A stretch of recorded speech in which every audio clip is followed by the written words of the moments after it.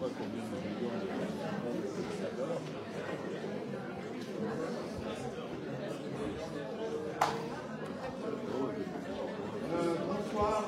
tout le monde, good evening.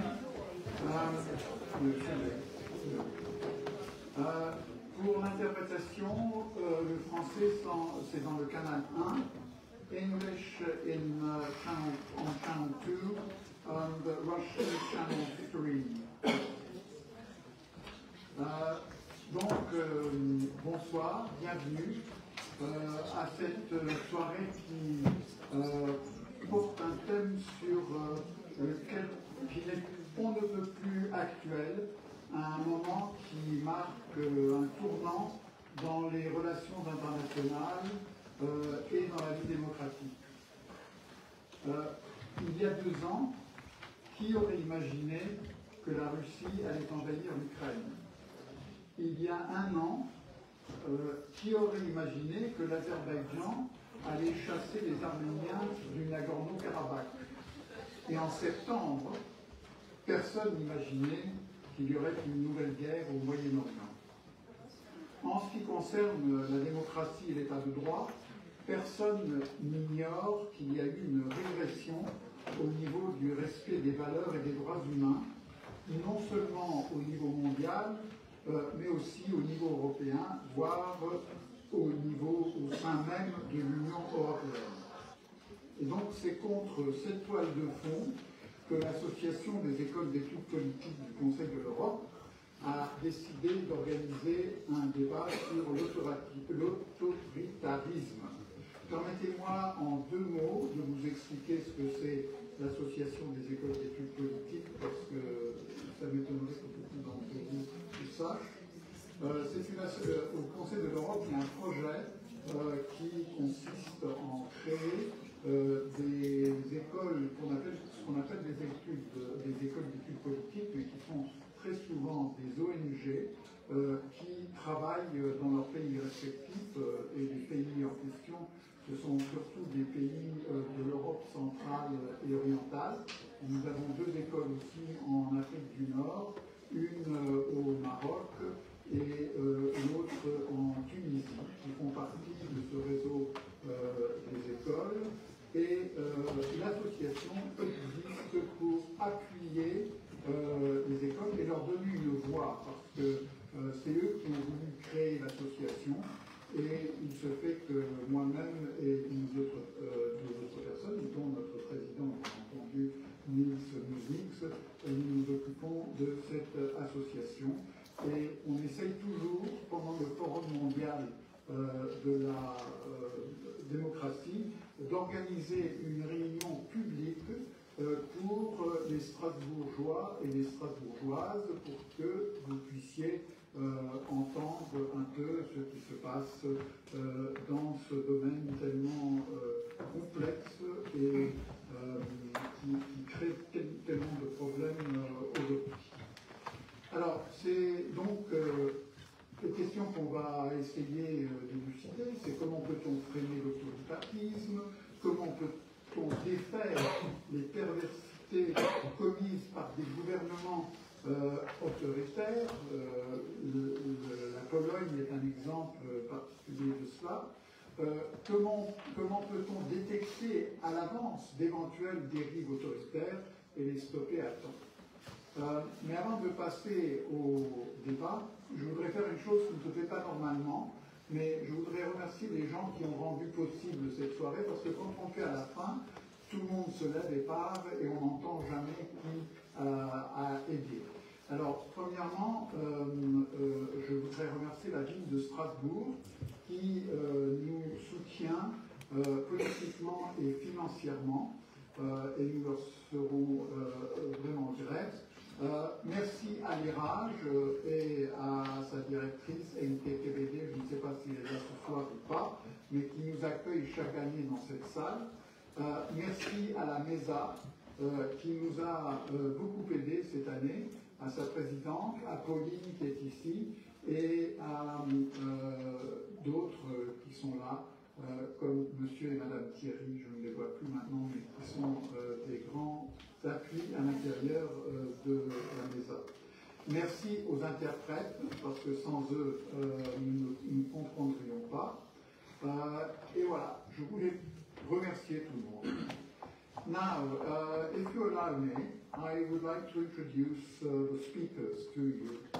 And I begin on my right with Niels Musnik, who is a political scientist and a human rights expert. His current position is Director for Europe in the Regional Office of Amnesty International. He has been president of our association since 2018. Prior to that, he served as Council of Europe Human Rights Commissioner from 2012 to 2018. He is a Latvian, and he's held some important positions in Latvia. Namely, he was minister responsible for social integration, anti-discrimination, minority rights, and civil society development. And among other posts he's held, he was director of the Advanced Social and Political Research Institute and director of the Latvian Center for Human Rights and Ethnic Studies. I think, is that fair? Yes? Okay, thank you. Now, I turn to an expert, I mean, it happens to be in alphabetical order, to Michele Bellini, who is a policy advisor at the Italian Parliament, in the Chamber of Deputies. And from March 2021 to February 2023, he was the chief of staff of the leader of the Italian Democratic Party, Enrico Letta. Among other things, he coordinated Agora Democratiche, an innovative project of participatory democracies, which was aimed at building the electoral program through citizen participation. Previously, he's worked as executive officer at Sciences Po Paris, where he focused on European affairs. And during his time in Paris, he contributed to the creation of l'Académie Notre Europe, Institut Jacques Delors, and led the Budapest European Agora. On my left, Frédéric Béraud, who is a Jean Monnet professor and teaches European Union law at Sciences Po Strasbourg and at the Collège de l'Europe in Bruges, where she's a visiting professor and where she teaches internal market law. Not only is she a professor in Strasbourg University, she's also, and that must be quite a responsibility, the vice president of the university in charge of finance. And clearly she's a specialist in EU institutional law and other areas, including internal market, competition, border, energy, and healthcare law. What else can I say? Yes, she is a member of the Franco-German Jean Monnet Center of Excellence and the International Jean Monnet Frontier in Motion Network, and she's developing research on the relationship between Council of Europe conventions and European law in terms of standards. Then I turn now to, on Niels's right, to Hanna Maszyńska. She's a lawyer from Poland and is a social activist who's made significant contributions to the incorporation of European legal standards into Polish law, particularly in the areas of human rights and anti-discrimination legislation. She's also always been involved in the fight against discrimination, xenophobia and intolerance. She's authored numerous publications on human rights. A law graduate, she has a doctorate from Warsaw University, where she is currently a lecturer. For 15 years, she was a colleague because she ran the Warsaw office of the Council of Europe. And during Poland's accession to the European Union, she worked as an expert at the office of the Committee for European Integration. Since then, she's held various government advisory roles towards the government, and she was deputy ombudsperson in Poland from 2017 to 2022. She is somebody who is very highly regarded in Poland, and the well-known newspaper Gazeta Wyborcza designated her as Personality of the Year in June of this year. Now, last but not least, is Mikhail Minakov, who's a senior advisor at the Wilson Center's Kennan Institute, and a philosopher and a scholar working in the areas of political philosophy, social theory, international development, and the history of modernity. He is also the editor-in-chief of the peer-reviewed journal Ideology and Politics Journal, of the Canon-focused Ukraine blog, and of the philosophical web portal Koine. Quite a number of things on his page. He's the author of 6 books, the co-author of another 6 books, and numerous articles in philosophy, political analysis, and history. Mikhail has over 20 years of experience in research and teaching in universities in Ukraine, in Germany, Italy, Switzerland, and the United States. So those are our speakers this evening. Now, what we're going to do is to ask each speaker to speak for about 10 minutes, making an introductory statement, and then we will move to give you the opportunity to be able to ask questions or make contributions yourselves.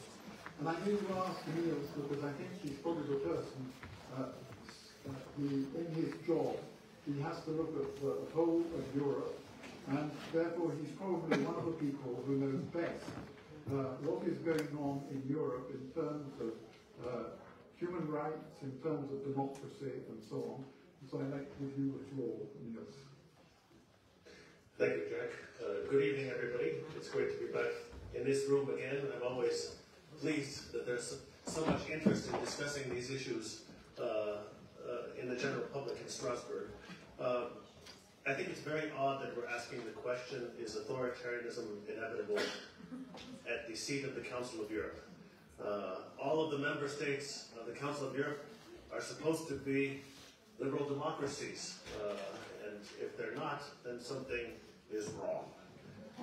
In the Council of Europe region, I would suggest that we only have a few authoritarian regimes. I couldn't say this when I was Commissioner for Human Rights, I can say this now. We only have a few authoritarian regimes, and by that I mean countries where political competition is severely limited, where basic human rights such as freedom of expression, freedom of association, freedom of assembly are severely restricted. The VDEM project, which is a big democracy research project, very authoritative, calls them electoral autocracies. So you still have elections, but they're not liberal democracies. Poland has been on the list lately, but I will leave Poland to Hanna because she's the expert on Poland.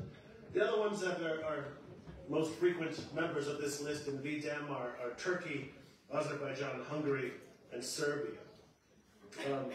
Turkey, which has systematically weakened the independence of the judiciary over the last 10 years, where media and NGOs have very little space, and many people are justly imprisoned, including Osman Kavala, one of the founders of the Turkish School of Political Studies. Women and LGBTI rights have been targeted by the government in recent years. The Turkish government did the odd step of withdrawing from a convention with the name of Istanbul on it, the Istanbul Convention. So Turkey's one, Azerbaijan's another. There you could say it has democracy in one family, where the current president inherited the post from his father, and he shares power with his wife. I think there's no other regime in the Council of Europe that has such a setup. All of my former colleagues, or almost all of my former colleagues in the human rights field, are either in exile, in prison, or have been silenced in Azerbaijan.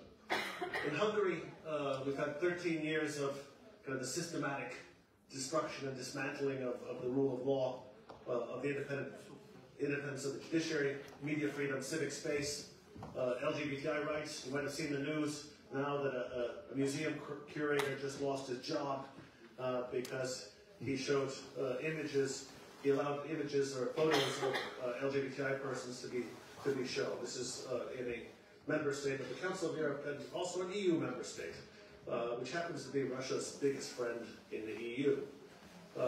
Serbia, I think, is a country that's very important to watch because they're importing Chinese-style surveillance authoritarianism. They don't need to arrest you at a protest because they have facial recognition cameras and they can pick you up the next day, similar to what happens in Russia. And I would suggest that Serbia is Russia's second biggest friend in the region. More common than authoritarian regimes are right-wing populist parties with an anti-human rights agenda that either share power or are waiting in the wings. Generally, but not always, these are anti-immigrant parties, anti-Muslim parties, anti-LGBTI parties, with a strong anti-women's rights agenda. They also don't like multilateral organizations such as the Council of Europe and the EU. In some countries, they're in coalition governments or propping up governments. Madame Meloni in Italy, the resurgent far right in Greece, Robert Fico and his Smer party in Slovakia, the Finns party in Finland, the Democrats in Sweden. But in others, they're waiting in the wings. Madame Le Pen in France, the FPO in Austria, the AfD in Germany, and others. Now, what drives, so I think we're not only talking about authoritarianism, we're talking about these right-wing populist parties which are driving this anti-rights agenda. I think it's interesting to look at what's driving the success, the electoral success of these parties. And my favorite book explaining the rise of these parties is by Roger Eatwell and Matthew Goodwin, called National Populism, the Revolt Against Liberal Democracy. And they attribute the rise of these right-wing populist parties to four long-term trends. They call them the 4 Ds. You'll see Ds are they're not all exactly Ds, but one is distrust, destruction, deprivation, de-alignment. Distrust of political parties and institutions that right-wing political parties capitalize on. They say they're all corrupt elites far away from us, they don't understand us, they're not with the people. So right-wing populist parties have capitalized on this distrust. The perceived destruction of national identity and a way of life through migration. So destruction is the D here. It's a bit forced, but so in other words, migration and the strains that this creates in countries. Relative deprivation, the fact that you've had more and more inequality in Eastern Europe, which is not only in Eastern Europe, but throughout Europe, which is quite entrenched, which has grown in recent years, not only because of COVID, but because of technological change. I was shocked to read a statistic about the introduction of electric cars in Europe. And you think, oh, we're doing well, we see the Teslas all over the place. Well, it turns out that more than 90% of electric cars in Europe are in the old EU member states, in the EU 14. In other words, electric cars are being introduced, but not in Eastern Europe, or at least not nearly at the same level.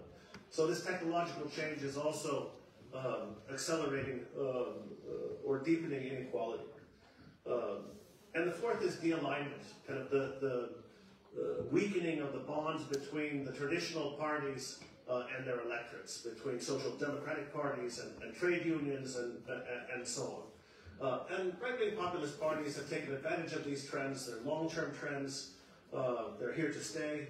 It doesn't mean that authoritarianism is inevitable, but it does mean that these parties have been introducing a lot of authoritarian practices and narratives, and they're becoming more mainstream. We see this particularly in the case of migration, and there's some political analysts who suggest that migration control and authoritarianism go hand in hand. Why? Because you build fences, you engage in violence at the borders against migrants, you don't punish anybody for engaging in this violence, so you have impunity. which undermines the rule of law. You have the criminalization of solidarity. So in other words, people saving people at sea or providing humanitarian assistance are accused of facilitating irregular migration and punished. And this is taking place in many countries in Europe. You have more and more surveillance being used, not only against migrants and refugees, but against those trying to help them. And you have growing attempts to subvert European and international standards. Last year, for the first time, I think we had 12 member states of the EU calling for a revision of asylum law within the EU. That's the first time we've had so many. Usually it was a couple of countries, Denmark, maybe Austria, but now it's 12 or 13 countries. But also, hand in hand with this goes a justification of cooperation with authoritarian regimes all along Europe's external borders. In other words, outsourcing the dirty work.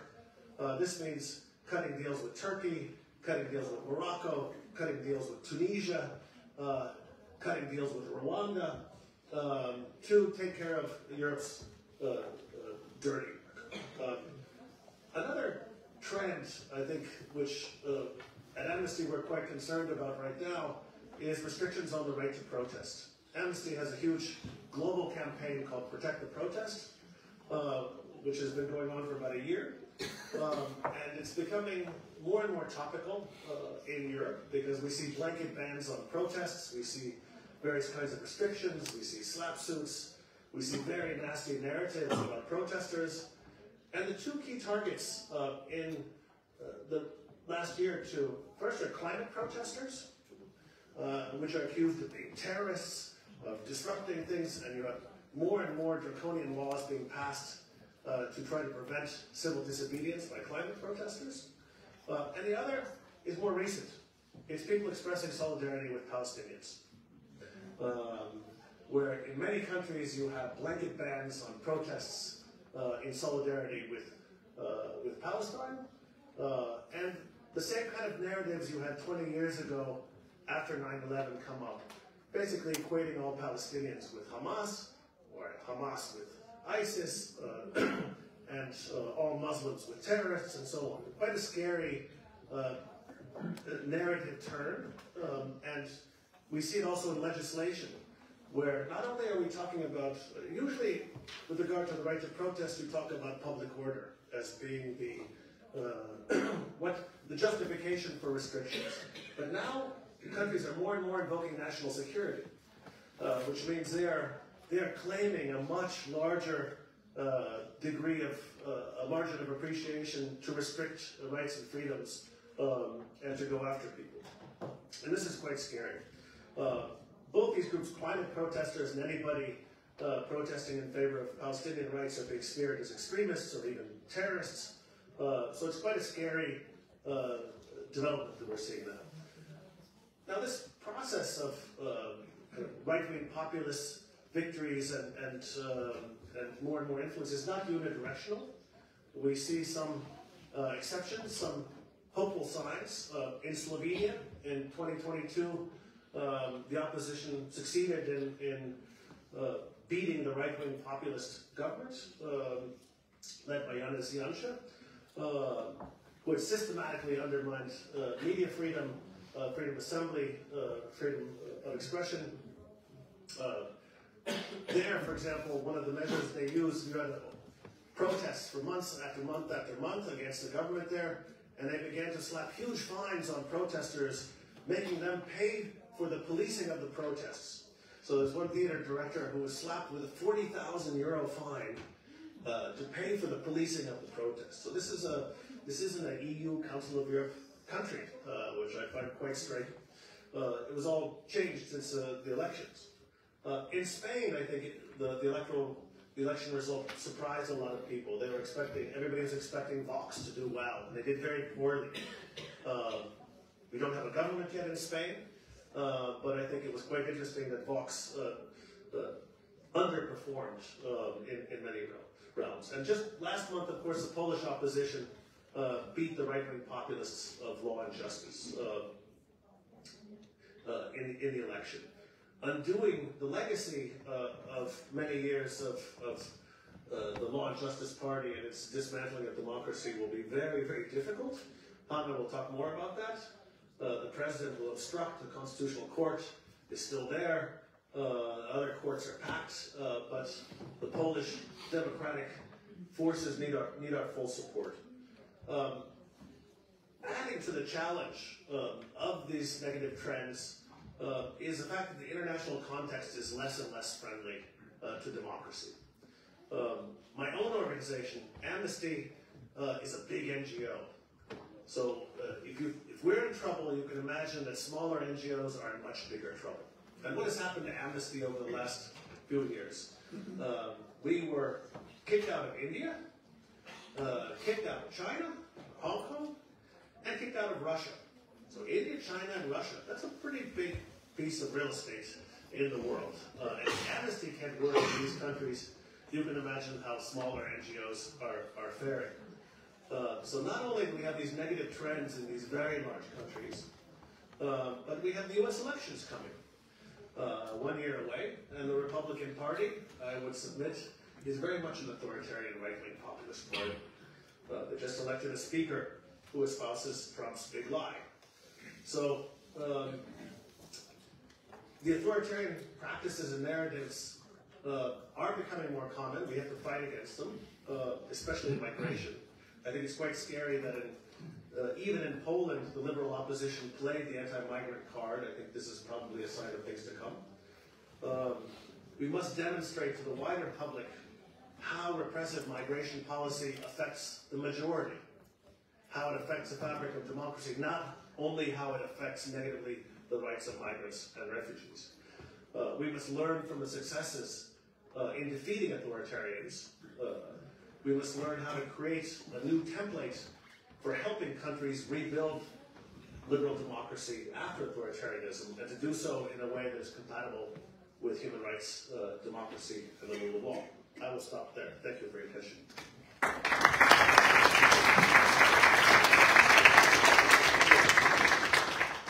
Merci beaucoup, Nils. Je voudrais juste rajouter une chose. Nils a parlé de ce que j'appellerais une macro-ONG, Amnesty International. L'association des écoles d'études politiques est probablement une micro-ONG, mais nous avons bien souffert des populistes autoritaires, parce que premièrement, l'école de Moscou, dès 2012 et les premières lois introduites par Poutine, cette organisation, cette école a souffert et maintenant ne peut plus fonctionner en Russie. Elle est située en dehors et organise ses travaux en dehors avec la diaspora.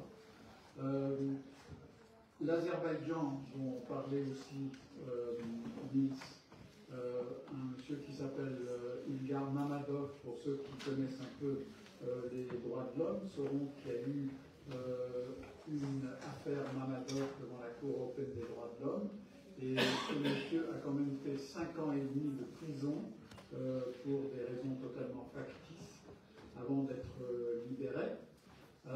Et actuellement, on a parlé de Osman Kavala en Turquie, qui reste en prison, condamné à perpétuité, ce qui est vraiment une honte pour ce pays. Alors, ça c'était juste pour vous donner une idée comment une petite instance peut souffrir. Et d'ailleurs, nous avons été déclarés organisation indésirable par le procureur général de la Russie. Et on fait appel à travers toutes les instances russes, bien entendu on a toujours perdu.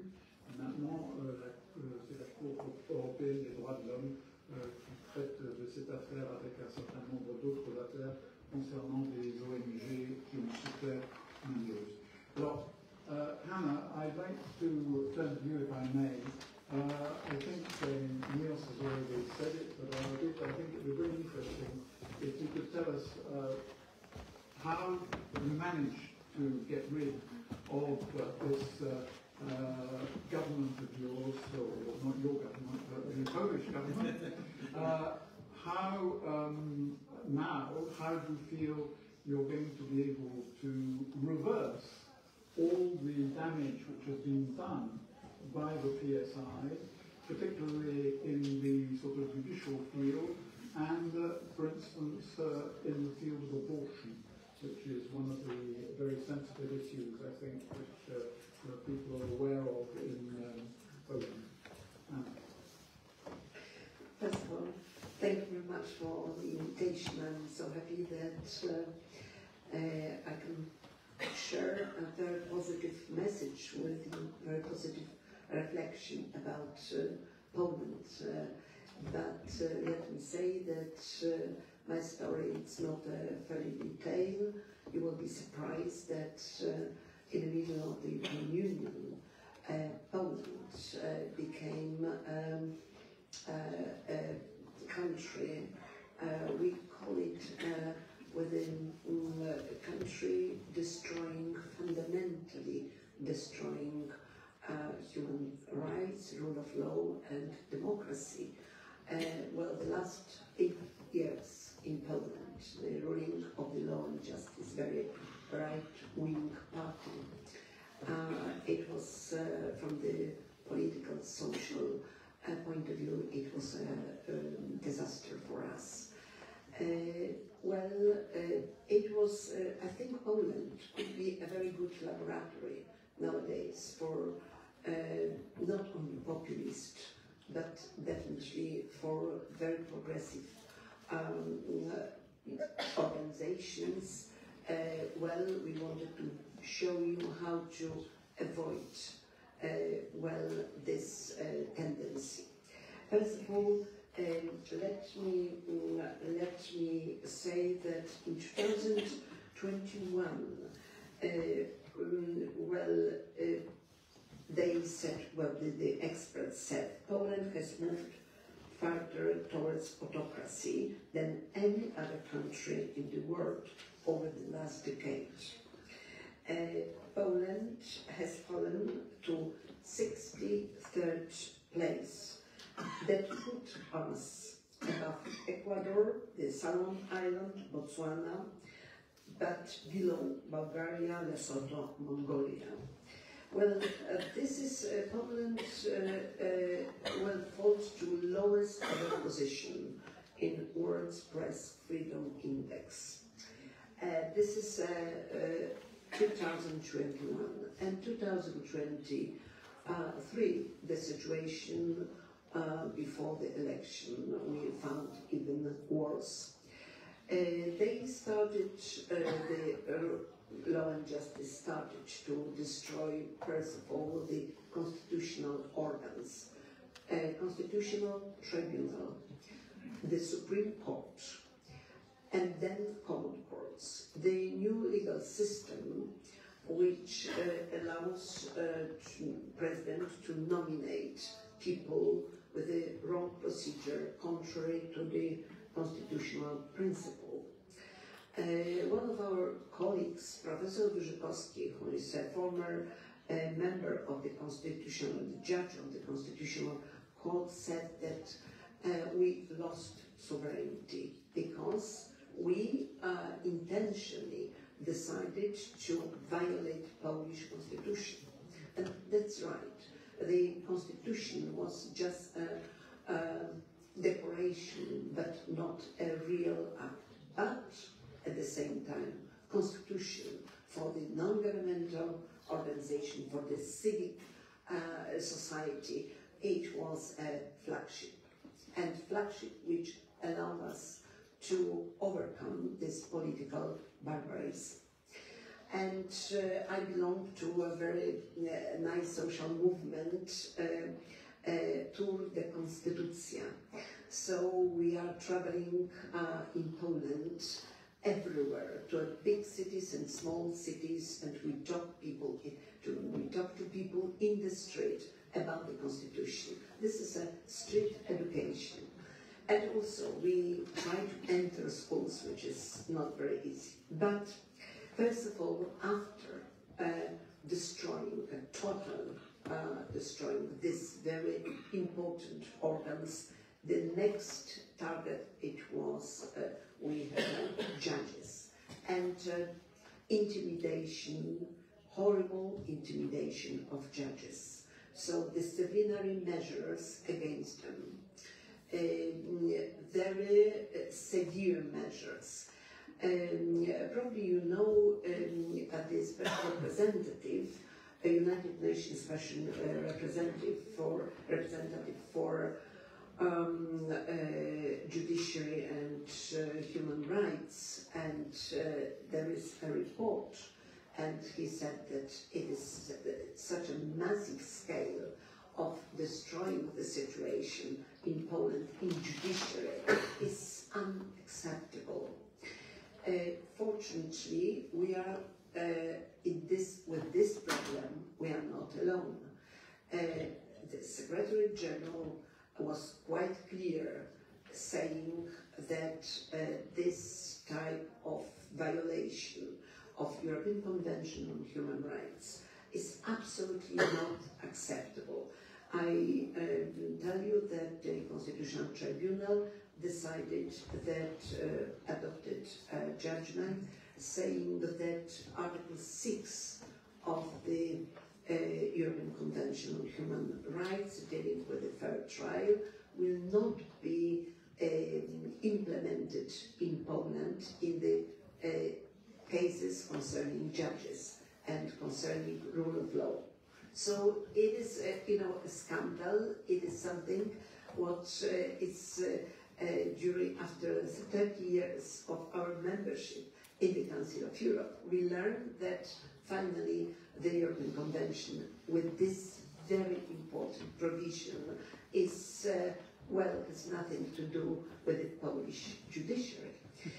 But it is very important that we have judges, hero judges, leading figures, and they decided to fight in favor of the rule of law, human rights and democracy. The price was very high. It was a massive disciplinary procedure against them. The government cut their salaries. The intimidation, they reached even on a personal basis the families of judges. The same with prosecutors. So the situation was really tragic. But there are not only this group of society, let's say, victims of these changes, because we have also just civic society, very brave, and it is, for me, it is always an optimism. Civic society, people, young people, old people, who decided, no, we cannot tolerate this situation. Every changes in law, every hostile, let's say, takeover of the institution created a massive protest, street protest, arrest, and it was a matter. Sometimes I'm sitting in front of Alexander, and believe me, Alexander, that some scenes from the street we can compare to Belarus. It was the oppression against people in the street was incredible. In the Ombudsman office, my area of interest and activity was the places of detention. Not only places of detention, but it was migration issues and the eastern, the border with Belarus and migration, so the most tricky problems. And, it was a horror, absolutely horror. And impunity, it was another. Well, they have police and border guard, they have a political umbrella. And they know that they go very far, and they can use all possible methods. We had in the office, I was involved in a tragic situation of 30 people died after the intervention of the police. So, again, in the middle of the European Union. But there is a very visible protest, not only protest of the opposition. It was extremely important. You mentioned, Niels, the migration issues. Migrants was the next group, the enemy. So the propaganda, the propaganda against migrants was incredible. I should add that in Poland we have a private media, but also so-called public media, totally destroyed by the ruling party, public media. So many people, well, they could watch television, public television, with the fake news, with everything. It was really incredible. So it was a schizophrenic picture of Poland. Private television showing a real situation, and public television totally wrong presentations. So I'll give you an example. Tomorrow I'll be in Brussels. In Brussels, we will have in the European Parliament a presentation of a very famous film by Agnieszka Holland, very international, very popular director. The title of the film is The Green Border. It is about the situation at the border with Belarus. And it was such an attack addressed against her. The President of Poland compared her to Nazi propagandist.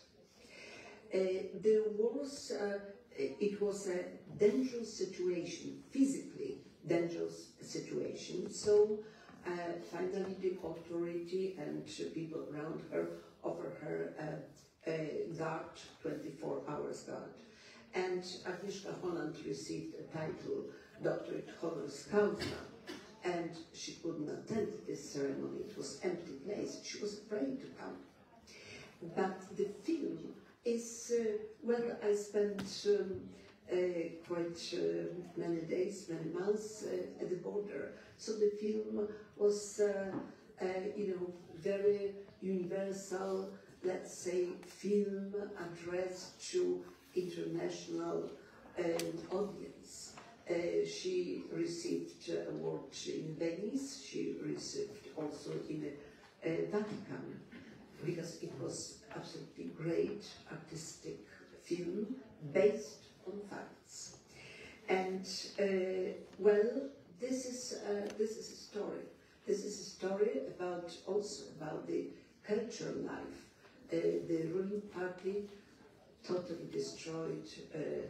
They removed directors of the museum, directors of culture institutions, and then education. Again, there is a fear expressed by teachers. We are afraid because there is such a pressure coming from the top on the profile, educational profile. So talking and education about sexual life, my goodness, forbidden. Imagine in 21st century. And you mentioned also abortion. Abortion, it was a very important moment when the so-called Constitutional Tribunal decided, adopted a judgment, a total ban on abortion. And then, as a result, thousands of people decided to protest. So, I cannot find one type of activity which I would say, okay, well, it was a very positive picture. Definitely not. And let me say at the end about the election, because there is a book on tyranny, 20 lessons from the 20th century. Timothy Snyder, a very famous historian from the Yale University. And he, well, his 20 lessons are very important. Do not obey in advance, defend institutions, take responsibility for the face of the world, reflect if you must be armed, stand out, and so on and so on. This is absolutely, this is like a Bible. And then what happened in Poland at the end? Finally, 15th of October, and the election in Poland. Believe me, that many people compare this election to 1989. So 1989, the transformation from communist to democracy and so on. I was sick on 15th of October because for me, for my generation, it is the election to be or not to be. And well, it was, you know, we've been in a panic. And finally, what happened? A great turnout, more than 74% of turnout, young people, women, and it was something what I call their revolution. They said, well, we have to stop this authority. They cannot destroy Poland anymore. And so finally, well, the opposition received 200, the coalition received 248 seats in the parliament and 198 for the ruling party. In the Senate, the second chamber, 66 for the opposition, 39 for the ruling party. So it is a victory. Why? Because of strong civil society, because of strong voice of people, private media, a huge campaign, you know, all people, actors, writers decided to be active. And then two safeguards. Our safeguards are Europe, believe me. The Council of Europe, with a strong voice, for instance, Dunia Mijatovic, the Commissioner for Human Rights, and all the Venice Commission, ECRI, many organs, and also Secretary General, and first of all, the European Court of Human Rights. Imagine that in the European Court of Human Rights, there are hundreds of pending cases concerning only judiciary, hundreds.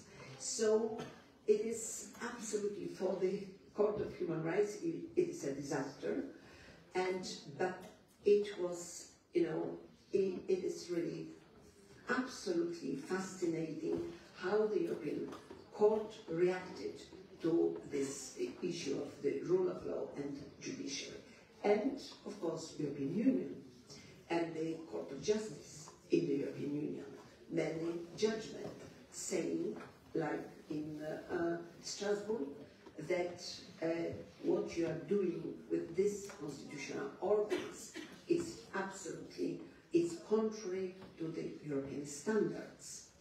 And now the new government. Well, yesterday the president decided that he will ask, and he decided to nominate the old prime minister to form a government, which is, well, I think, why, but they wanted to do everything what is possible to destroy papers, to, well, I didn't mention a corruption, a huge corruption in Poland. But at the end, the second stage, it will be definitely Donald Tusk, who will be a prime minister, and he's ready with it. Yes, I'm ready as well. So this is finally, this is a positive story, and you know, I'm so proud that we have such a strong civil society. Thank you very much.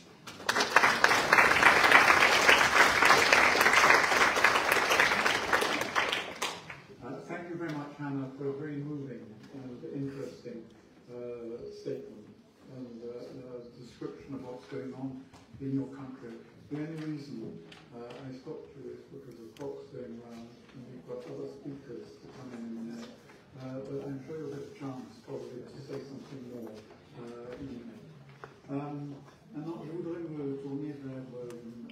Frédéric Béraud. Parce que demain, vous savez peut-être, à Bruxelles, la Commission va annoncer, va publier son rapport sur l'élargissement de l'Union européenne vers l'Ukraine et vers les pays des Balkans de l'Ouest. Alors, je voulais vous poser une question. Est-ce que vous pensez que l'élargissement de l'Union européenne, c'est vraiment la bonne façon de consolider la démocratie et les droits humains en Europe? Est-ce que l'Union européenne deviendrait un rempart contre les dérives autoritaires? Il y a une deuxième question, je n'ai quand même pas le temps, mais tous les sondages sont en train d'indiquer que lors des prochaines élections européennes, on risque d'avoir peut-être aux deux extrêmes, mais surtout un mouvement vers la droite et qui va peut-être changer l'équilibre classique qu'il y a eu à l'intérieur du Parlement européen. Et je voulais savoir ce que vous pensiez que ça pourrait avoir comme effet sur l'avenir de l'Union européenne. Merci beaucoup. Je vais essayer de répondre le plus rapidement possible, avec des arguments qui tiennent à la discipline, qui sont des arguments juridiques, mais en prenant la précaution de dire que le droit ne peut pas tout, et que les réponses que j'essaierai d'esquisser sont des réponses qui sont contingentes et qui nécessairement seront partielles. Et ça, je pense que c'est peut-être important de le rappeler. Pourquoi? Parce que l'Union européenne a beaucoup basé son influence et sa construction sur le droit, comme rempart à la guerre, et puis un droit qui avait pour objectif de discipliner les États. Et d'un certain point de vue, elle y réussit plutôt bien, si l'on considère effectivement qu'il n'y a pas eu de guerre depuis fort longtemps entre les États qui sont les États de l'Union européenne, et qu'il discipline effectivement les États sur tout un tas de politiques en imposant effectivement le respect des valeurs de l'Union européenne. Alors, on vient de voir combien cette influence est importante en Pologne. Cette influence, elle s'opère d'abord au moment du processus d'adhésion. Et l'adhésion suppose le respect d'un certain nombre de critères, dont la démocratie et dont le respect des droits, mais aussi de l'état de droit. Et je pense que quand on écoute ce qui vient d'être dit, on mesure l'importance de cet état de droit et combien cette valeur de l'Union européenne est frontalement remise en cause dans le monde qui est le monde d'aujourd'hui. L'adhésion, c'est donc une espèce de moment idéal pour discuter du respect d'un certain nombre de conditions qui sont nécessaires à l'état de droit et de discuter finalement de la capacité de l'État qui souhaite entrer dans l'Union européenne à respecter ses valeurs. C'est en cela que la journée de demain, effectivement, va être déterminante du point de vue politique, puisqu'elle va dresser un premier état des lieux, et que dans les chapitres qui sont ensuite négociés pas à pas durant l'adhésion, évidemment, cette condition de respect des valeurs de l'Union européenne va permettre l'ouverture des négociations. Et puis peut, on le sait aussi, ralentir considérablement les négociations, comme ça a été le cas avec la Bulgarie et la Roumanie, qui ont attendu 3 ans de plus pour pouvoir entrer dans l'Union européenne, entre autres, pour donner un certain nombre de garanties concernant la lutte contre la corruption. Donc on voit bien que du point de vue juridique et politique, l'adhésion peut être un bon moment pour exporter finalement la vision qui est celle de l'Union européenne et pour construire, et ça je pense que c'est peut-être important de le rappeler, que la construction de cette Union européenne, je crois que je préférerais le terme d'avant qui était communauté européenne, parce que cette communauté, elle est fondée sur le respect d'un certain nombre de valeurs. Et du coup, l'adhésion est un moyen, effectivement, d'entrer dans ce cercle, mais aux conditions qui sont celles de l'Union européenne. Alors, évidemment, ça pose plein de problèmes, hein, de savoir quand on regarde ces conditions, on sait que c'est mené à des tensions importantes entre l'Union européenne et l'Albanie, par exemple, récemment. Comment est-ce qu'on va regarder le respect de ces valeurs et que, évidemment, quand on regarde comment est-ce que la démocratie est respectée, comment les droits sont respectés, il se pose la question du standard qu'on va utiliser pour regarder effectivement ce respect. Donc, les procédures probablement sont critiquables, je pense extrêmement importantes par rapport à la manière dont l'état de droit, ou globalement le respect des droits, est aujourd'hui remis en cause. La procédure d'adhésion reste certainement un moment tout à fait fondateur, à la fois pour l'Union européenne et pour l'État entrant. Ça n'empêche pas, et c'est ce que petit à petit l'Union européenne a dû adapter, ça n'empêche pas qu'après l'adhésion, un État, et on l'a bien vu avec l'exemple de la Pologne qui vient d'être donné, avec les exemples qu'on connaît aussi en Hongrie, qu'on connaît en République tchèque, qu'on connaît dans un certain nombre d'États, la démocratie peut devenir ce qui, quelque part, est un paradoxe, une démocratie illibérale, et peut-être revendiquée comme telle. Et puis, les États peuvent, par différents moyens, et on l'a bien vu aussi, sous l'influence de la pandémie, sous l'influence du bouleversement géopolitique auquel est soumis le monde, et qui fait que ce qu'on dit ce soir ne sera peut-être plus vrai demain, et cette accélération assez considérable des déséquilibres font que les États de l'Union européenne peuvent aussi, alors même qu'ils ont été contrôlés à l'entrée de l'Union européenne, connaître des problèmes par rapport à l'état de droit ou au respect des valeurs. Et là, le droit a tenté de s'adapter.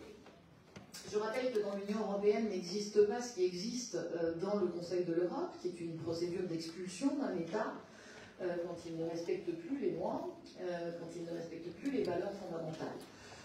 C'est ce qu'a fait effectivement le Conseil de l'Europe contre la Russie.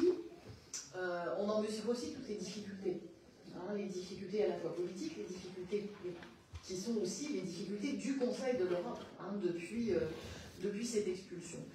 Ça n'existe pas dans l'Union européenne. Dans l'Union européenne, on défend beaucoup ce que certains auteurs appellent la mythologie de la table, c'est-à-dire que tout le monde reste autour de la table une fois qu'on est rentré, sauf ceux qui veulent en sortir. Et le Brexit est un très bon exemple de ce que suppose la sortie de l'Union européenne et des difficultés qu'affronte effectivement à la fois le Royaume-Uni et dans une certaine mesure, moindre il est vrai, mais dans une certaine mesure tout de même, l'Union européenne. Les mécanismes juridiques qu'on a essayé d'inventer pour contraindre l'État, c'est évidemment la pression des juges. Et vous l'avez très bien dit pour la Pologne, la pression à la fois des juges nationaux, qui suppose de protéger le système national, et en particulier l'indépendance du juge, l'importance des organes judiciaires comme la Cour de justice de l'Union européenne, l'importance aussi dans l'Union européenne de la Commission européenne, puisque c'est elle qui a initié plusieurs procédures de manquement, par exemple contre la Pologne ou contre la Hongrie, qui ont mené à des arrêts qui sont absolument fondamentaux à lire pour comprendre quel est le modèle européen de la démocratie, de l'état de droit, de l'indépendance des juges, bref, de toutes ces choses qui sont aujourd'hui très facilement remises en cause, mais qui étant très facilement remises en cause mettent en danger les principes mêmes, les fondements mêmes de la démocratie. Après, les juges ne sont que les juges, c'est-à-dire qu'ils vont juger d'abord en fonction des instruments qu'ils ont et de l'autorité qu'ils ont. Et on sait qu'aujourd'hui, l'une des questions, et qui est directement posée d'ailleurs par la Pologne, par la Cour constitutionnelle polonaise, voire par le gouvernement polonais, en tout cas avant les élections, c'était de savoir jusqu'à quel point est-ce qu'on respecte les décisions qui sont celles de la Cour de justice de l'Union européenne. À ce jour, le jeu a toujours fonctionné, c'est-à-dire qu'il y a toujours eu un respect de ce que décidait la Cour de justice de l'Union européenne, même si on a connu des tensions avec les cours constitutionnelles françaises, italiennes, allemandes, etc., mais ça restait de l'ordre de la tension. Évidemment, le problème qui va se poser, c'est qu'est-ce qu'on fait le jour où un État membre ne respecte pas ce que dit la Cour de justice de l'Union européenne. Cette question-là, on se la pose aussi par rapport à ce qu'un État peut faire dans l'Union européenne. On a des procédures qui peuvent aller jusqu'à la suspension des droits.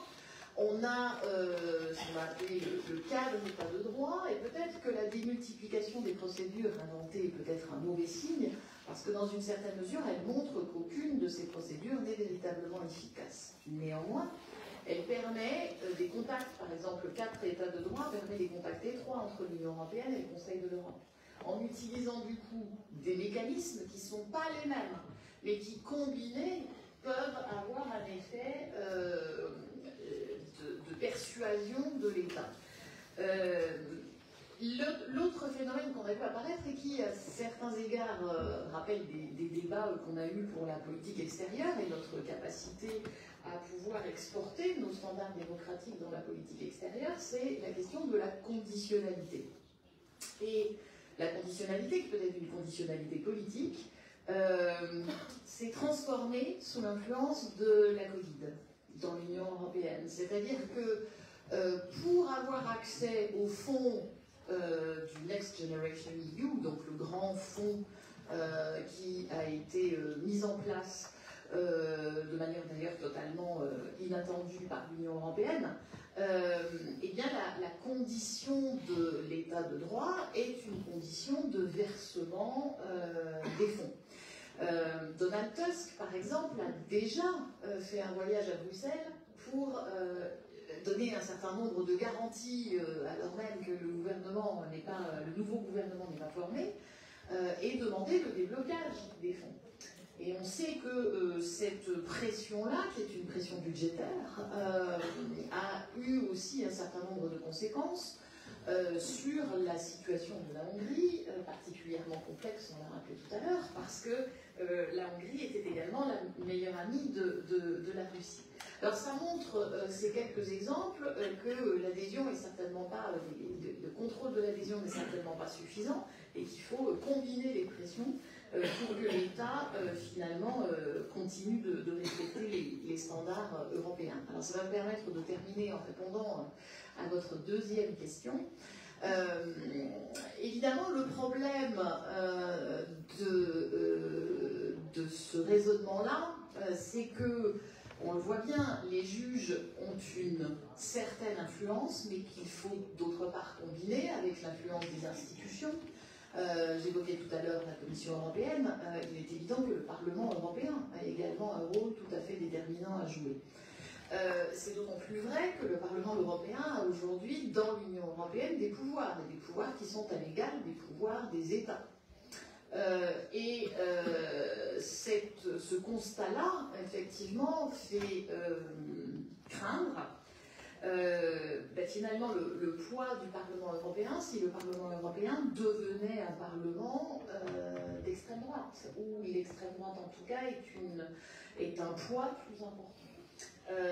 Et je ne peux que que faire ce constat, effectivement, ou d'exprimer en tout cas cette crainte, ce qui fait certainement des prochaines élections au Parlement européen, des élections tout à fait déterminantes, montrant certainement que la démocratie, l'état de droit, la manière dont on revendique la sécurité dans les États européens suppose un système juridique qui soit le plus complet possible, suppose des pressions budgétaires qui soient les plus efficaces possibles, mais suppose aussi, et c'est un défi auquel très certainement nous sommes confrontés, et moi particulièrement en tant qu'universitaire, suppose une éducation permanente à la démocratie, et c'est sur ces quelques éléments que je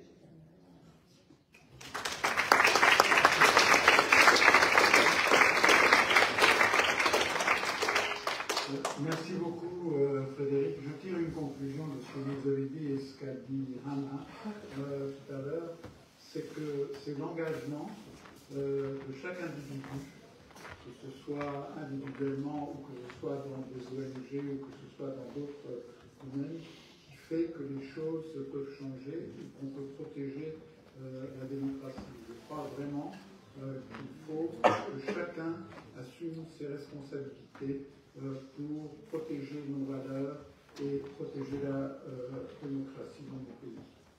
Alors, I'm going to move on now to, I think, with Michele, and I've got a very simple question for you, Paolo. I mean, I think it's a simple question. I don't know if the answer is simple, but just tell us what it's like in Italy 1 year on from having a far-right government run by Mrs. Meloni. Thank you, Jack, and thanks to the Association of Schools of Political Studies for the invitation, and thank you for being here, even though it's starting to become late. To answer your question, what I will try to do is I will try to give you some references to the situation in Italy, also to try and answer the overarching question of this panel, which I think it's a very good question. So the first element that I give you, and I think it's very important to understand the context, it's what I call the democratic promise. When we talk about democracy, I usually try to refer to polls to understand also a bit of the data of the public opinion. And right now in Italy, 52% of the people believe that democracy doesn't work and that we should actively looking for another system of governance. It gets more interesting, of course, if you look at more closely at the data, and it will not surprise you, it's mostly the losers of globalization, it's the people for whom the social elevator is broken that are the most dissatisfied with democracy. So 52% is the average. It gets to 65% for housewives, 61% for blue-collar workers, and the single only category where it's more than 50%, precisely 56% believing that democracy is better and democracy works, surprise, it's more affluent people. So the first element is that a partial explanation of the democratic fatigue we are seeing, and also in Italy as well, is the difficulty for democracy to deliver on its promise of economic emancipation and prosperity. And this brings me to another important keyword that describes what we are seeing in Italy, and it's the word expectations. Italy is the only country in the OECD where in the last 30 years the incumbent majority, governing majority, has been defeated in elections. And this is why in the recent Italian history, basically what we have been witnessing is cycles of deep infatuations followed by disenchantment.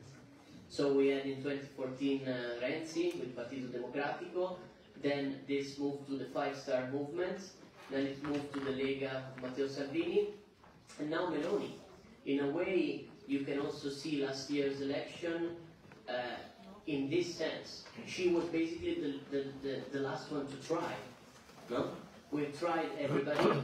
Everybody basically was a delusion, was a dissatisfaction. So we try the perceived new actor, and she was more than 10 years in opposition, and she was not new, but she used these 10 years in opposition to basically regain her credibility. And a collateral aspect of this cycle is that, yes, you try different parties and different leaders, but at every round of the wheel, some people don't go and don't vote. So you see how this cycle of infatuation and disenchantment is based on expectations that are not met systematically. And I say this because maybe the Italian example is an extreme case of something that I believe is an inherent feature of democracy, that it's systematically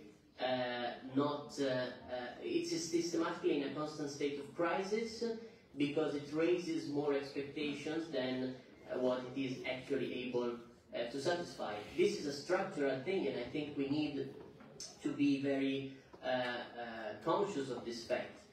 I mean, Tocqueville in his works already said, no, that desires grow much faster than fortunes. And so obviously you see that how can you meet expectations if our societies are not going towards more equality, but they are going towards more inequalities. So there is this inevitable gap between expectations and the capacity of democracy to satisfy them. And what I think is the most important point is that the more this gap grows, the more the authoritarian temptation becomes stronger.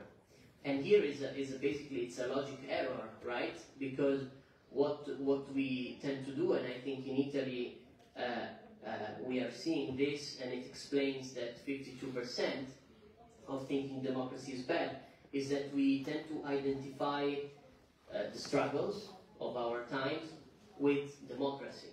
No? This is the logical mistake. So people think, oh, because authoritarianism is the opposite of democracy, maybe authoritarianism will give us better results than democracy. Then we know that the problem is that authoritarianism, in addition to the bad results of democracy, gives us a bunch more of problems. So I want to tell you now a bit some of the factors that can influence the amplification of this gap of expectations. Well, first I already hinted at it, it's the economic aspects.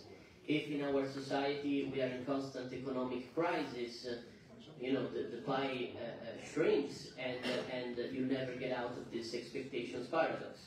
Just to give you a fact about Italy, it's the only European country where from 1990 to 2020 real wages have decreased 2.9%. All of the other European countries have actually increased in these 30 years. And the second aspect that obviously influences this gap of expectations in democracy is the increasing individualism and materialism of society. I mean, it's no surprise we come from decades where the mantra was what Margaret Thatcher said, no? That society doesn't exist, you only have individual man and individual woman. And neoliberalism has played a part in this, and in general, this thinking that we should focus on the multiplication of means, but ends are just in a subjective way.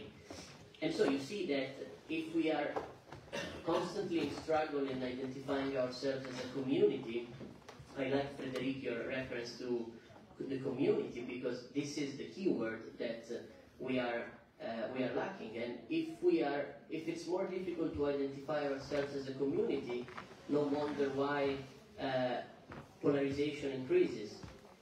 And an aspect of increasing polarization is that we become more dogmatic, in our beliefs. our beliefs coincide with our identities, and so how can we change our beliefs if our beliefs match with our identities? But democracy is based on the fact that there are no absolute truths. No? That's the essence of democracy.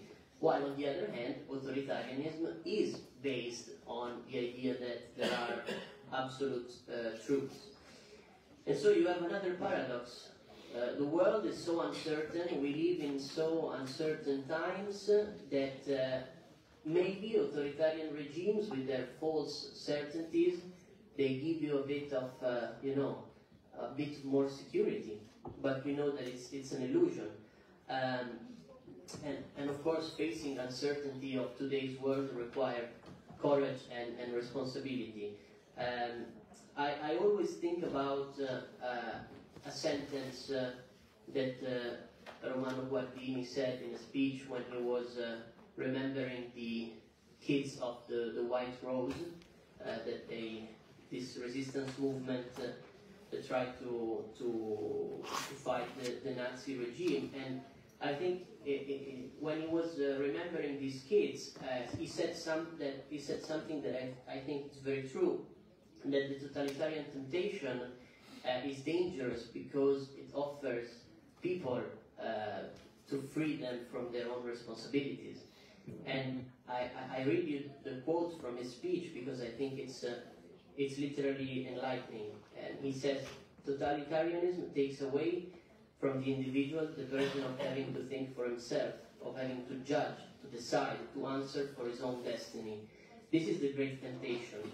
What took place in 1933 and continued for 12 more years with consequences in the end that seemed utterly apocalyptic was not only accomplished from the top down, but also from the bottom up. Another amplifier of the gap between expectations is time. We know that the time of democracy and the time of society are, increasingly misaligned. Democracy takes time because it's about deliberation and discussion, but this means that nevertheless we have to be open to the idea of reforming our institutions and our democracies, not to sacrifice time, but at least to make them more in line with the times we are living into. In Italy we have a system, a parliamentary system, which is called the perfect bicameralism. It means that the Senate and the Chamber, they have the same tasks, the same powers. And this was a system set up after the fascism in order to limit the power of the government. But since we have failed many times in reforming this system, what is happening now? That de facto the system has changed in any way, in any case, but instead of changing it in an orderly way, in practice, the constitution remains the same, but in practice we do something else. I give you a very specific example.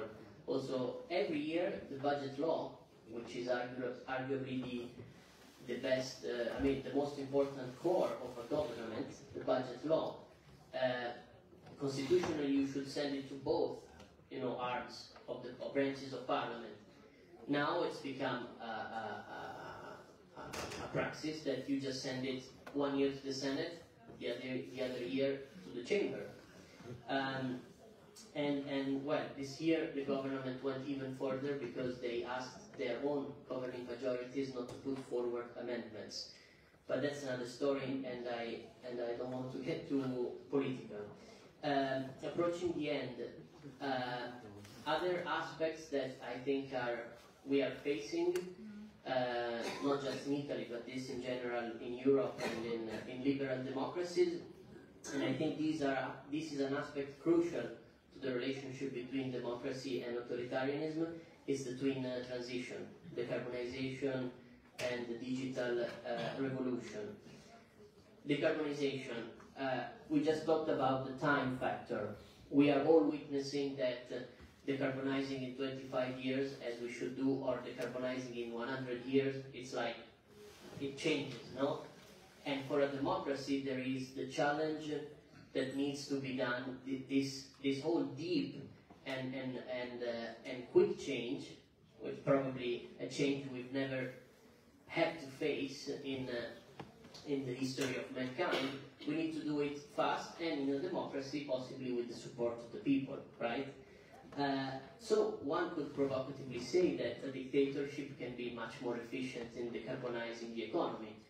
If the dictator decides that it's it's the right direction to take, it's going to be much easier.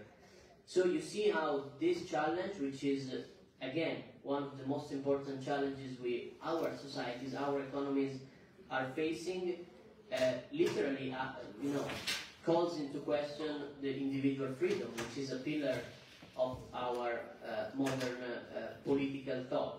And so democracy is faced with this challenge of balancing the fact that you need to do this change very fast, and it's a very big change, and on the other hand, you need to do it in a way that is acceptable for people. The other revolution, the digital revolution, well, we know that it's all about artificial intelligence, the control of data, and right now whoever controls the data really, together with the ability of processing information, really has a form of power. The historian Harari argued in a book that in the second half of the 20th century, technologies, the state of technologies made it inefficient to centralize power and information. And this gave an advantage to democracies over authoritarian regimes for their better ability to process information. What we are witnessing right now with the AI revolution and the digital revolution is that this may change. No? Now we see, as I was saying before, with big tech and everything, we see that data are centralized and they are processed in a non-transparent way. So it's not obvious that that competitive advantage that Harari referred to in his book will remain in such a big technological revolution. And another thing about digitalization is that it's pushed a lot by this by private interest, by economic interest. So here you see another misalignment. With the digital revolution, it's all about optimizing the process, but we know that democracy is something else. Democracy is about collectively deciding our future together. So the challenge there for democracy is how do you also turn these opportunities towards democratic empowerment. So what I try to give you, also referring to some examples from Italy, are some elements to analyze the question. That it's a very important question, and I hope I repeat to the organization, really good title. I don't believe that there's anything inevitable in life, but for sure this expectations gap, we need to work to make sure that in our societies it doesn't widen. Because otherwise, the answer is not an obvious answer that authoritarianism is not inevitable. As I said, I think nothing is inevitable, and I think it depends on the ability that we will put into sort of healing our democracies and also reforming them to make sure that this gap doesn't get too wide. Thank you.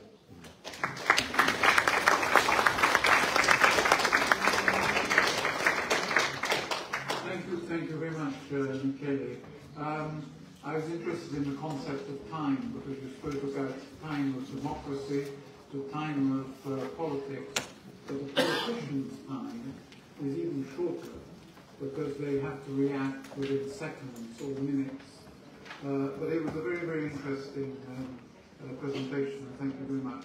I'd now like to turn to Michael, and I've got a first question to you, which is, do you think that, well, you know that Charles Michel has said that the horizon for enlargement the European Union is 2030, which is in a little over 6 years' time.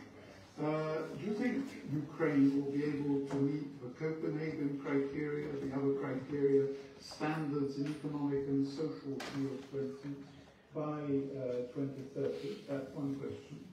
And the other question, which is slightly different, but I wanted to know from you how you think that people in Ukraine reacting to the idea of a possible second Trump administration in the United States. Well, these are all provocative questions. Well, I see tired eyes of our audience. It was a long day, long panel. I'll try to provoke you with several issues. First of all, because I disagree with most of what was said before. Elections in recent 10 to 15 years do not produce democratic outcome, or let's say less and less so. Europeanization does not necessarily produce democratic outcome in Eastern Europe and Northern Eurasia. Even civil society, active civil society, does not necessarily bring democracy back in their states. And here, in this context, I will answer to your questions then. So first of all, the future of Ukraine in 6 years, in 2 years, tomorrow, depends on war. Militarization of our region, war in Ukraine, it's this event of events that preconditions everything. So the first factor, what will happen with the war, when it ends, and on which conditions, and with which perspective. Is it frozen conflict? Is it victory of Ukraine?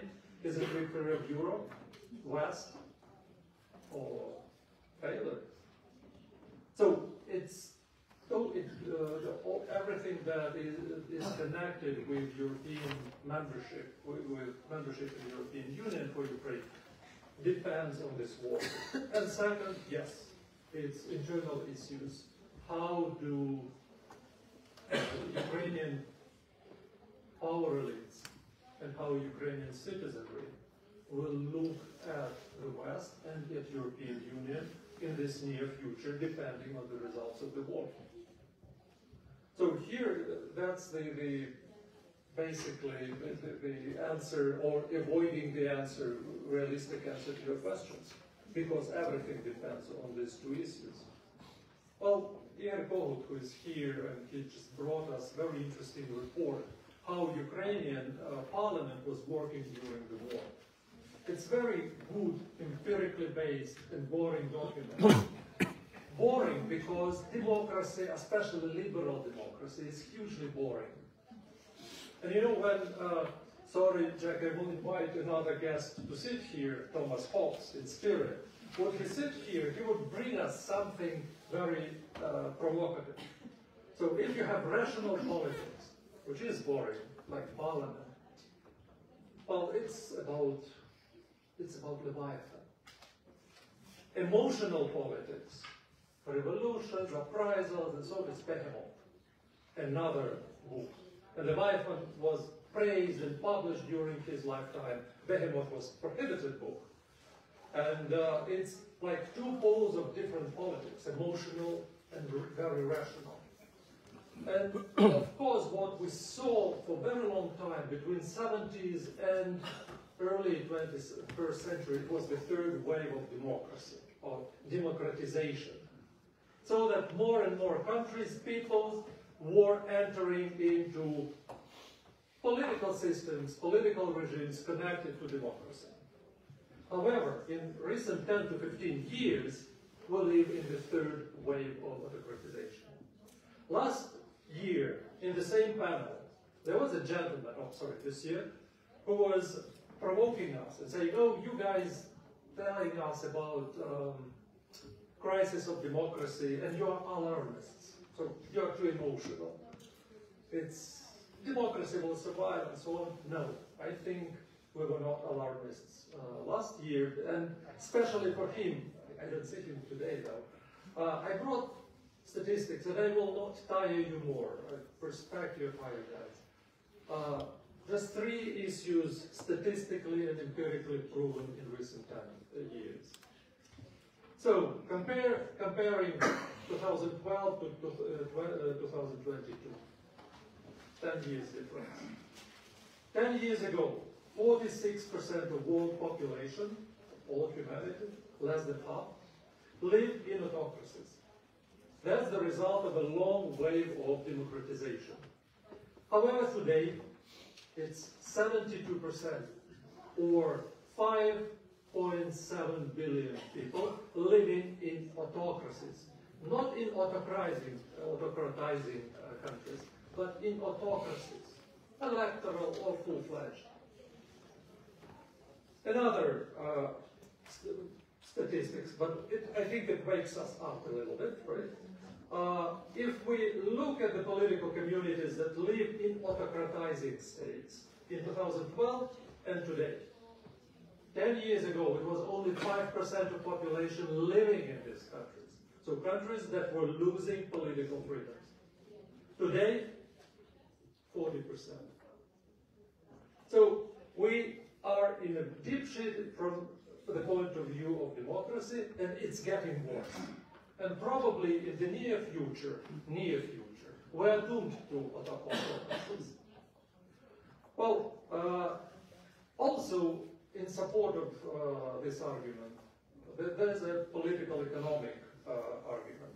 It's also from the same report that Nils was mentioning, VDAM report on Democracy 22. VDAM means varieties of democracy. And these guys, again, boring, empirical, good science that looks deep in what's going on around the world, in each country, in each community, gathering these 100-something indicators, working as only the Scandinavians can work. And Baltic countries as well. Okay. So, what they say, economic role of democracies is in decline. Here we use a little bit longer difference. In 1998, share of world trade between democracies was 74%. 3/4 of economies were on democratic side. Today, 74 is between autocracies. So you see, even economy plays in favor of these guys. Okay, what it means. Are we doomed? Well, as a political philosopher who does not belong to a hegemonic school, Western school, this normative approach, I am realist or neo-realist who values what's going on. So our school we follow the shoes of Hannah Arendt, and we study what's going on. So it's phenomenological approach to politics. And what we see is that political realities are being created through our collective efforts, our creativity, political creativity. And these outcomes that we have in democratization and now in autocratization is our participation. So what we see is elections, for example, when the quality, democratic quality and liberal, so legal quality of elections in democracies are declining. And the role of elections in autocracies is growing. That's a paradox of our time. So elections are now becoming more and more important for non-democratic or anti-democratic forces. I live and vote in Italy as well. So I have experience of voting in Ukraine, organizing electoral campaigns in Eastern European countries, not only Ukraine. And then I have experience of voting in Italy. And it's so boringly honest. That was a pleasure. As idealist, I would really praise what's going on. So even very good, honest campaigning period, voting period, counting period of elections, everything is working perfectly. It's not only perfect bicameralism, it's also honest elections. And they bring La Sorella di Fratelli d'Italia. It's something that really strikes me that even in the core European European Union, we have this negative effect. But if we look in Moldova, I won't bring here in Ukrainian case, Moldova, the major pro-European politician works against the constitutional order. Or we can look at Northern Africa, where European role, Europeanization, attempts to bring closer these nations to Europe, or having quite a difficult result. In Ideology and Politics journal, Jack, when you presented me, you mentioned this journal, we had a special issue. 10 years, what happened after 10 years of Arab Spring? It's a disaster. So behemoth leads to the worst kind of Leviathan. So you can see how today we live in a world where autocracy is not a challenge, it's reality. It's democracy that now is an ideal, and we have to fight for it. And to end on a positive note, on constructivist note, what should we do with this? So how to make sure that the next 30 years we will talk about the end of the wave of autocratization and the fourth wave of democratization, also on the European continent. And number one is probably that we should actually pay attention to elections. Well, in Italy, I think electoral reform is not necessary. In the United States, well, the fact is, there is no fact that this electoral system was actually producing this fraud. No, the fact is distrust of citizens to the system. And another fact is that American experts, wonderful think tanks, and I work for one of those, they propose reforms of electoral system in the United States, and it's not being done. Politicians and experts, politicians and citizens have a clear cleavage on that issue. So we have to provide and reform electoral systems to the level that peoples living under autocracies would see that actually elections can produce a positive effect.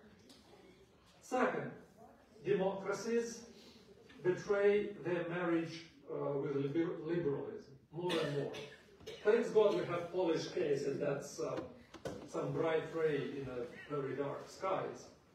But it's getting worse and worse in Europe, in Africa, in Eurasia.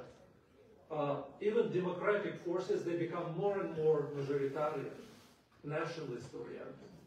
And liberal component is in decline globally and in each big macro region. So we have to stop with the divorce. We have to have good family consultant that would help Democrats and liberals marry again. Third, even in stable democracies, we see that ideological monopolies are being established. That's because of the war. That's because of the global conflict that we have today. And this is amazingly how wars actually promote anti-liberal, anti-democratic agenda, but democracies participate in this mechanism. So the fourth important and the final tool is to find the new interstate, international relations system where democracies and autocracies can coexist without wars. Quite a challenge. But every war produces more autocratic outcomes than democratic. And that's an issue. So strategically, democracies should become smarter, less behemotic, less emotional, and start thinking in 30 years, 50 years perspectives, like Putin does, like Erdogan does, like Xi does. Thank you.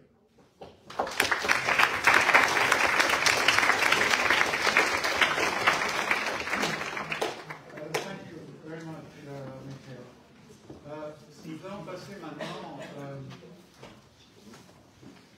Nous allons passer maintenant à des questions, des commentaires de la salle. Est-ce que quelqu'un voudrait faire un commentaire? Tout à fait derrière, là, je vois un monsieur avec des lunettes. Est-ce que vous auriez la gentillesse de vous présenter quand vous prenez la parole? Et est-ce que je peux demander à deux personnes de nous aider avec les micros qui sont ici?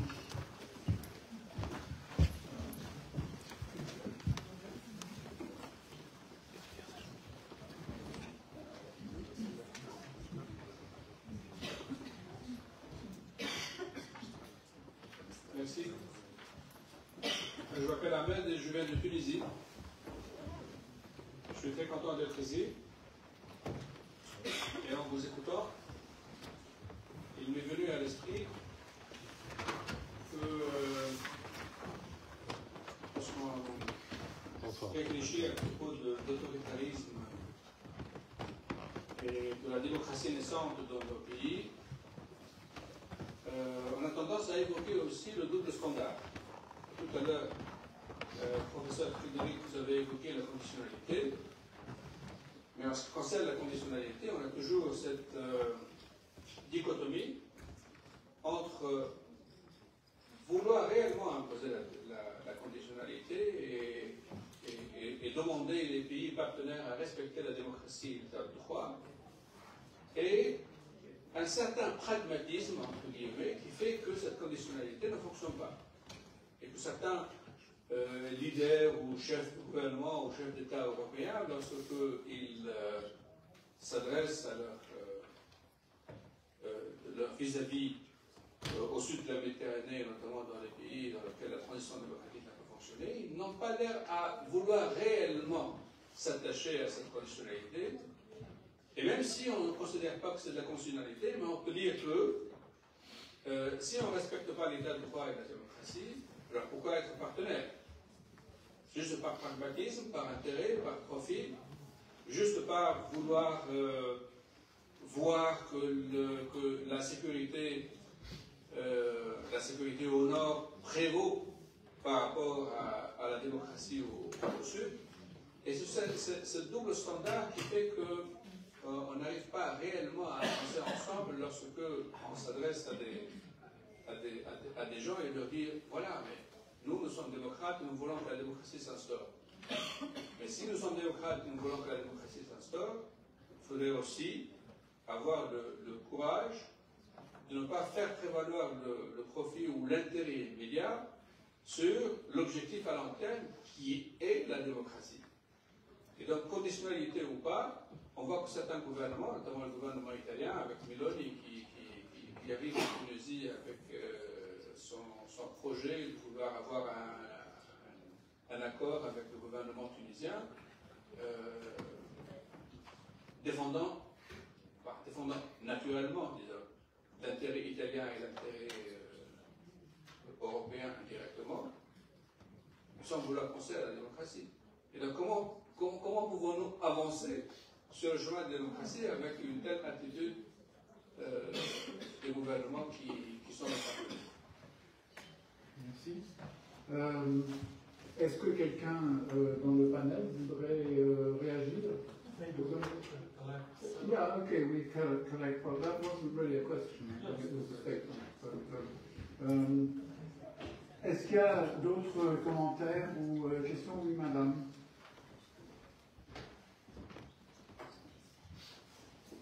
Bonjour, je suis Svetlana Stelli, la présidente d'une association strasbourgeoise qui s'appelle Women for Ukraine. Et j'ai une question tout à fait simple. Demain, nous attendons tous le rapport sur l'élargissement, mais comme nous savons tous, l'élargissement, c'est un processus à double tranchant. Les pays candidats doivent s'adapter aux critères et aux valeurs européennes, mais aussi bien l'instance accueillante, si vous voulez, l'Union européenne, doit s'adapter aussi à ses futurs membres. Donc ma question est, dans l'attente de cette décision, comment croyez-vous que justement l'Union européenne devrait s'adapter, comment elle devrait adapter son cadre législatif, quelles réformes devrait-elle faire pour avoir un fonctionnement fluide et efficace pour éviter tout ce soubresaut de la démocratie, tel que les arrivées des extrêmes, par exemple. Merci. Bon, on va prendre encore une question, et puis après on va demander au panel. Monsieur là, qui a la main levée. Hello, my name is Herman. I'm from Eastern European School of Political Studies and from Belarus also. So Mikhail said that autocrats, they've taken over democracy, like 70% of the countries are autocratic regime. And it seems to me that the problem is that autocrats just simply taught to use technologies, taught to use internet, mass media, for example, Telegram channels, TikTok, in their interest. They can manipulate public opinion easily, they can spread misinformation, and not all people have criticized mind, unfortunately. So maybe it's time to design strict regulations on misinformation. I guess the European Union can establish those regulations. Thank you. Thank you. They're two quite separate questions. So I think perhaps I'll ask Frédéric to answer or comment on the first question about enlargement and about the adaptations that the lady said the European Union should make for Ukraine, for instance. Alors concernant la première question sur la conditionnalité politique, le problème que vous évoquez est un problème, j'allais dire, bien connu de la conditionnalité politique et de ses limites. Pour essayer d'avancer un peu, peut-être faudrait-il promouvoir un peu plus efficacement le principe de cohérence entre les actions internes à l'État ou à l'Union et ses actions externes. Mais ça ne résoudra pas tout. Le même problème a été évoqué d'ailleurs dans l'Union européenne, parce que quand on a soumis le Next Generation EU à la conditionnalité à l'intérieur même de l'Union européenne, la Pologne a posé la question justement du standard utilisé pour faire ce contrôle. Est-ce que ce standard doit être entre les mains des politiques? Est-ce qu'il doit être dans les mains des juges, ce qui est plutôt effectivement la solution qui a été choisie en Europe? C'est peut-être aussi une des questions à poser, c'est-à-dire que la question du double standard est aussi la question de qui vérifie la conditionnalité et à quel critères est-ce qu'on la soumet. Maintenant, moi, je n'ai pas d'autres solutions miracles que celle-là. Je pense qu'effectivement, la question qui est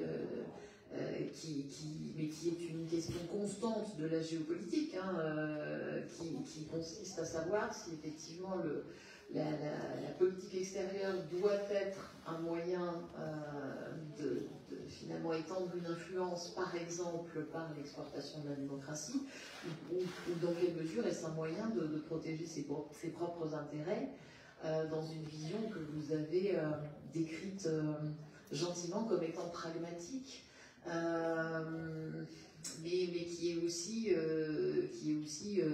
la vieille question qui était celle de finalement l'établissement du Conseil de l'Europe, qui est raisonner la raison d'État. Donc il n'y a pas de solution, selon moi, qui est une solution miracle. Il y a des moments où la conditionnalité peut fonctionner. Il y a certainement des zones d'influence où la conditionnalité peut fonctionner plus facilement, mais que pour qu'il y ait de la conditionnalité politique, j'ai envie de dire qu'au-delà de la cohérence à s'imposer, il faut réussir à être deux. Et c'est pas quelque chose qu'on peut, selon moi, imposer de manière unilatérale. Concernant la question de comment l'Union doit adapter son cadre à l'adhésion, c'est normalement pas la question qu'on pose. C'est-à-dire que ce que je constate, c'est qu'on a élargi l'Union européenne sans jamais véritablement arriver à reposer la question de savoir comment réformer ces institutions qui n'ont fait que grossir au fur et à mesure de l'adhésion des États membres. L'Ukraine, là où elle pose probablement la question de manière plus frontale, c'est que si l'Ukraine entre dans les conditions actuelles, probablement qu'elle est un peu trop grosse.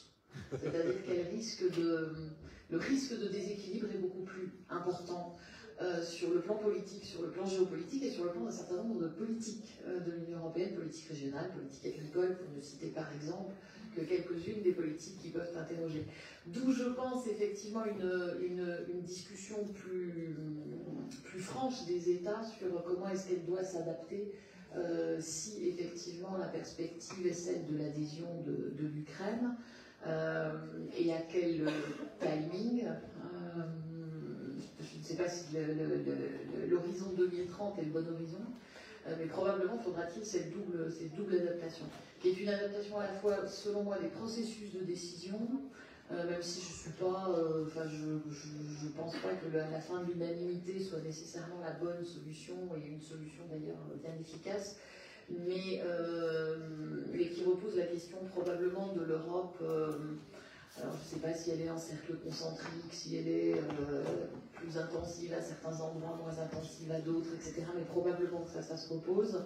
Et puis la question plus de l'unanimité, c'est plus la question de savoir à quelles conditions on bloque. Et est-ce qu'on bloque de bloc à bloc? C'est l'éternel problème nord-sud et est-ouest, hein, mais qui évidemment va prendre une teinte particulière. Et puis à combien d'États ou à quel niveau de population effectivement on a une minorité de blocage.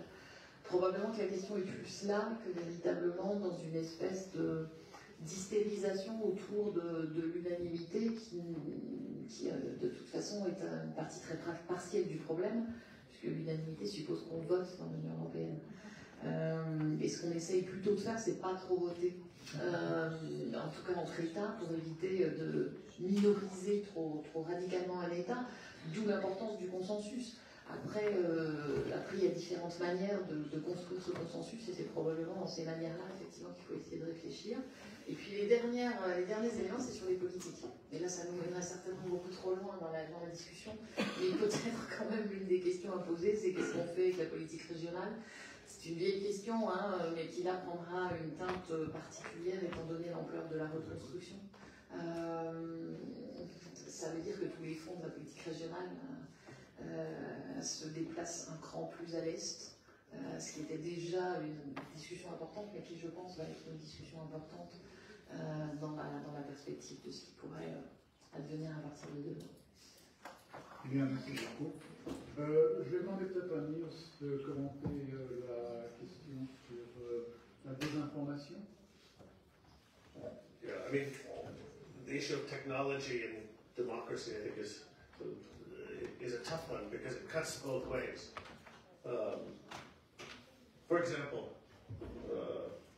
at Amnesty, we deploy digital campaigning and online human rights education in a systematic way, including in Poland running up to the elections.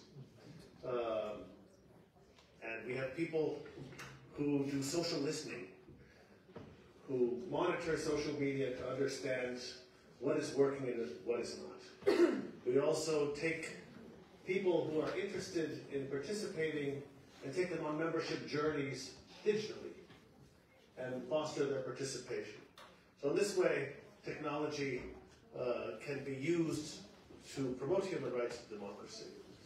But what is very scary to me is not only authoritarian governments that are deploying technologies to suppress democracy, it's also our democracies.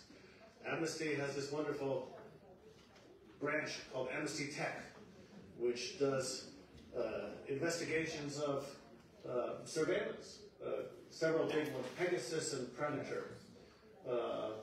And you have a number of European governments using these technologies in Poland, in Spain, in Hungary, in Greece, to spy on the political opposition, to spy on journalists, and to spy on human rights defenders. And this is quite dangerous. This subverts democracy, it subverts freedom of expression, it subverts freedom of assembly. You know, this was one of the reasons I think that initially we all thought that social media would help the Arab Spring, and then it turns out the authoritarian rulers were quite adept at using it to follow and silence critics. So it's a bit of an arms race, and the Democrats and the human rights activists have to keep up with these technological trends. But it's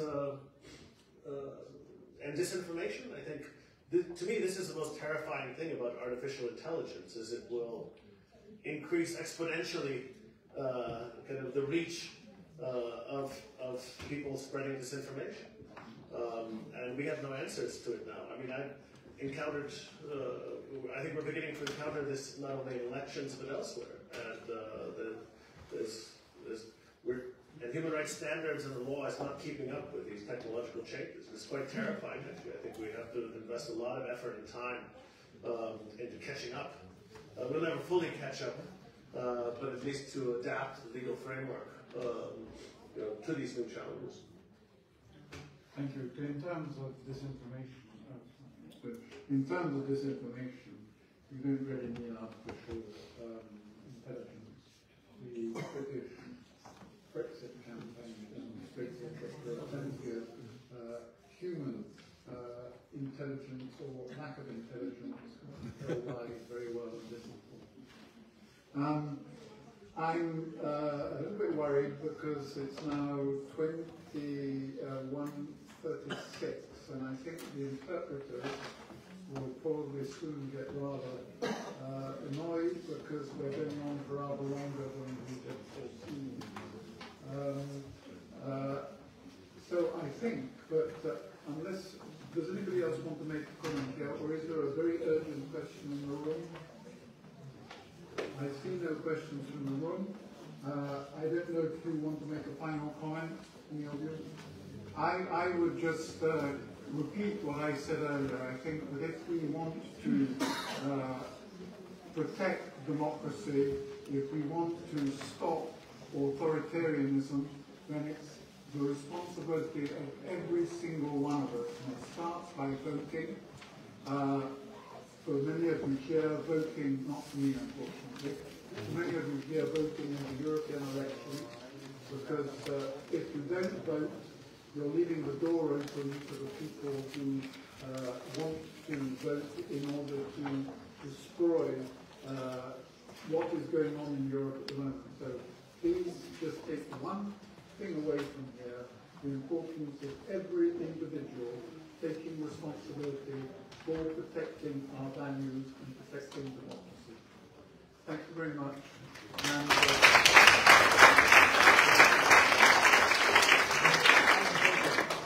thank you very much for coming here, and hope to see you again very soon. Thank you.